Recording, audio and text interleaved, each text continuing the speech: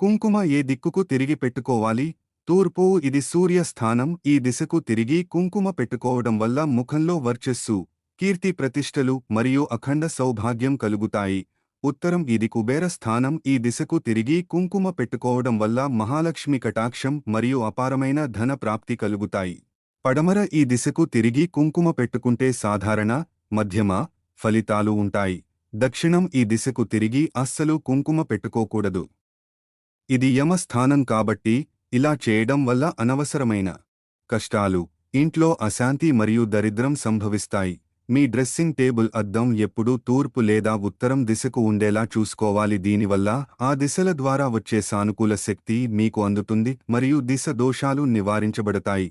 నిద్రించే సమయంలో జాగ్రత్త. పడక గదిలో అద్దం ఉన్నట్లయితే నిద్రించే సమయంలో మీ ప్రతిబింబం అందులో పడకుండా చూసుకోవాలి. ఇది ఆరోగ్య సమస్యలకు లేదా దంపతుల మధ్య కలహాలకు దారితీయవచ్చు. కుంకుమ ధరించే వేలు. శాస్త్రం ప్రకారం కుంకుమను ఉంగరపు వేలితో పెట్టుకుంటే శాంతి, ప్రశాంతి చేకూరుతాయి.